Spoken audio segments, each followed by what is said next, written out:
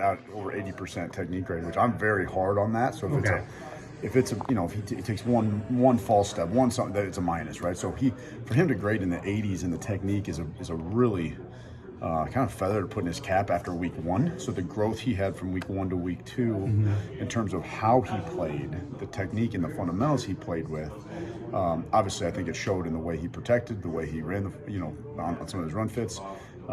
He played really well. He was one of our team MVPs for the game. Let me know if I'm not being fair here, but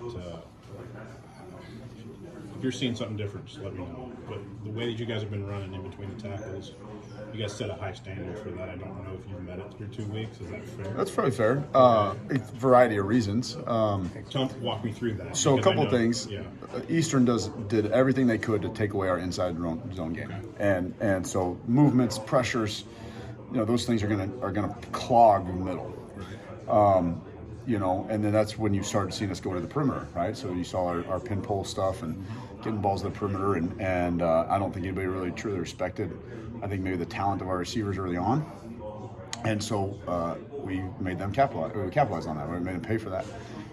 Kansas came in, we'd made a big talk about running the ball this week, and Kansas came in and did what they could to stop that as well. Now there was a few MEs this week.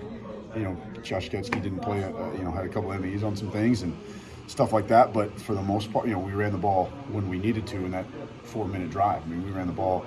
I think there's a difference between being bad and being not at your standard. Sure, 100%. There's a difference there. There's a difference there. And I think, we all wanted to be able to pound it. And there's, you look back on film, there's a variety of reasons. Like the third down call, there is a hole there. You look from the end and you're like, golly, man. So it's the ebbs and flows of that, right? Sometimes we spit the ball out and it's blocked well. So I do think, we still had the perimeter game from time to time, but Kansas did a lot to take that away. And then obviously we hit some big time shots when we needed to in the pass game. So I think a measure of a good offense is if someone's going to take something away, then you have the ability to attack them in other places. And, we still great. I mean, efficiency wise, with our inside zone, we were still 60% efficient in inside zone. So you look at that and you're like, okay, the efficiency was there, but not the explosive runs, right? Which is how you rack up mega yardage, right? And so that was certainly something, that we need to get corrected and want to get corrected, and more home run threats and some of those things. But, there was some stuff that I was pleased with towards the end of the game, particularly on the right side with the way we handled some of the duo and some of the things late in the game. I mean, there was one where week 1, Zai fell on his face on that block, and then week 2, he stays up, he gets vertical to the second level, and Khalil hits it right in there, and we end up getting, I think it was like a 6 or 7 yard gain, right? I mean, so little things like that I was pleased with. So we would keep building on those. Obviously we had a lot of offense going into that Kansas game. That was kind of the way the game went, and we had an intention of kind of keeping the ball away as well. I don't argue with that at all. I think we need to be better on that part. You mentioned the perimeter stuff, the pin pull stuff, getting your guys out beneath that, beyond the hashes. Do you like what you're seeing there in that regard? Because it seems like I talked to you in the preseason about the athleticism and your group might play. Yeah, I do. I wasn't happy with the way we handled some of the counter stuff against Kansas. We missed. Both guards missed a pressure off the edge, and it was, the tight ends had to recover for that. So I wasn't pleased with the counter piece of it, but I was pleased with kind of how we're evolving that pin pull stuff and some of the perimeter run game. So that has been pretty good. We still got to get better and got to find different ways to attack that. If teams are going to give that to us, like if they're going to load that box with 8 men in the box and try to stop the inside run, then we got to be able to attack them in other ways. So. The first 2 games, it's kind of all over the place. But we're as an offense, we're attacking what they're going to give us and taking advantage of it. So if you can answer this, Bart, some rotation at right guard. What are you looking for, kind of to sort out what that looks like? Consistency is the biggest thing, and honestly, the way it kind of worked out, we did rotate. Hunter White got in there, and then Brandon Henderson. I initially put Brandon in, for a 2-minute situation, and ended up being, we scored pretty quickly, with that, and ended up being a longer drive and kicking the field goal before half. But then I felt Zai was playing improved, thought he was playing better. And so I kind of went with the hot hand, and then in that second half, we were going on that start. We got the ball at 7 minutes left, and I thought, he was fresh. He was locked in on the sideline. I thought he had been playing well. Kind of looked him in the eye, and he kind of said, I got you, coach. And so, all right, let's go. And sure enough, I did think he played well down the stretch, which was good. There was one errant play. You probably saw it. Him and recruits both got beat on a play, on a swim move. Obviously, that's the stuff we have to eliminate, But overall, I thought he handled, his technique, his steps were better, his body control was better. Protection was really good. I was very pleased with the way we protected. Still did not grade a sack to the line on that. Every time he got those two, he was on him. He left the pocket. So I thought the pocket, especially in the drop back game, I was really proud of the drop back game.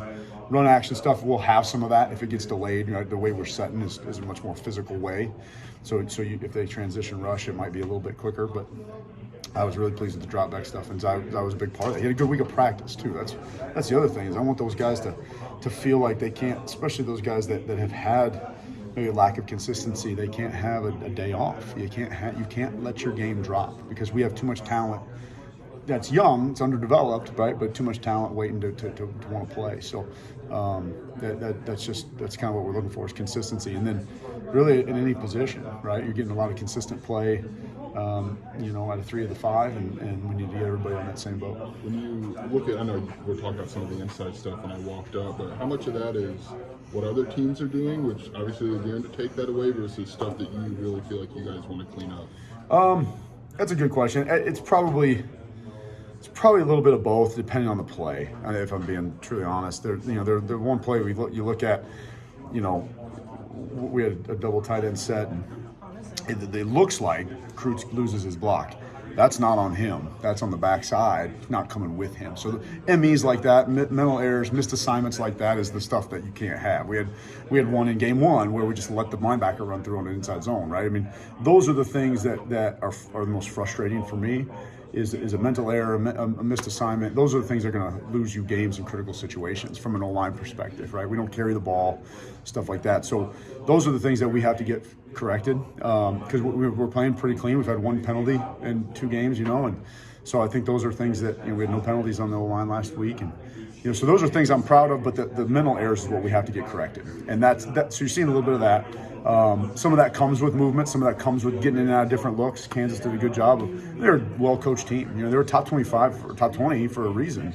And their defense is much improved. I mean, everybody makes a big statement about how we're improved from last year. Their defense is much improved from last year. And so, I thought that was a good hard-fought win. We did learn some lessons, but we came through when we needed to in the fourth quarter.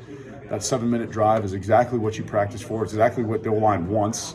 Right, let's put it on our shoulders and let's march it down there, and a couple things here and there execution-wise, and we put ourselves. We gave the defense the ball back with 58 seconds left, right, and no timeout. Maybe use all their timeouts, and obviously they our defense played outstanding. So overall, great team win, but yeah, a lot of that, a little bit of both. So you necessarily paint the picture of perfection for your tackles, but they're playing at a pretty high level. Mm-hmm. Right now, what's that do for you as a coach, knowing that you're outside, like you're pretty stable there, playing at a pretty high level there? It gives you some confidence in your entire offense, right? So you don't have to, kind of build around a certain weakness somewhere, or say, it doesn't close off a drop back game, it doesn't close off a run action game, it doesn't close off your quick game, it doesn't close off a part of your offense that maybe is susceptible in years past, right? So, especially in the protection world, I thought the drop back, has been vastly improved. Those guys have done a nice job. Still some things to clean up, and we're going to play really good DNs in this league, and we got a good defense coming in this weekend that's hungry after what happened last week to them, and I think they're going to have to be on their game, because now they're going to start developing a reputation of who can beat them, right? Who can try to beat them, and they just got to keep playing the way they're capable of, because they're both incredibly talented.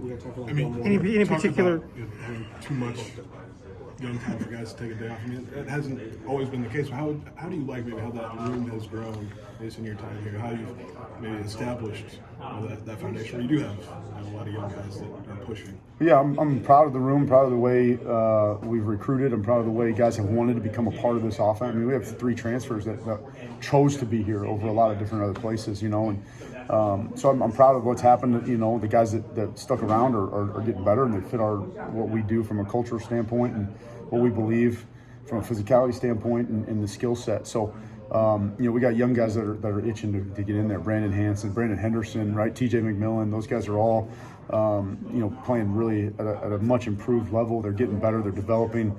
We're finding ways to get TJ in the game. Finding ways to get Brandon Henderson in the game. And so we've got a young talented group coming in too. They're just young freshmen that are on the look team now as well. So it's a good room. It's a talented room that's trying to get better and better, and we just got to keep developing not only in the weight room but from a technique standpoint as well. In particular, challenges with Central Michigan, do they show different fronts? Do they shift? Or that kind of stuff? Yeah, they do a lot of different things. They're a hard team to prepare for in terms of what they show you from a defensive standpoint. In and out of various fronts, 4 down, Okie. They will pressure. They're talented at the linebacker level. I think they play hard. They play physical. They really played a lot of different guys on the D line. I'm familiar with the D line coach. He's a friend of mine, and there's other guys on the staff that I know really well. The safeties coach and special teams coordinator is a friend of mine, and I was coached actually.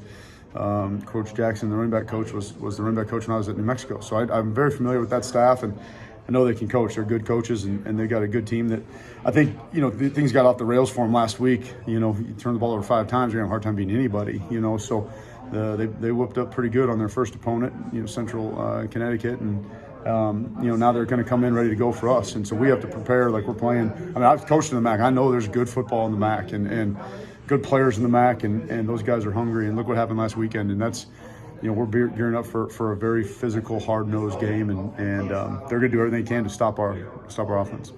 Thanks.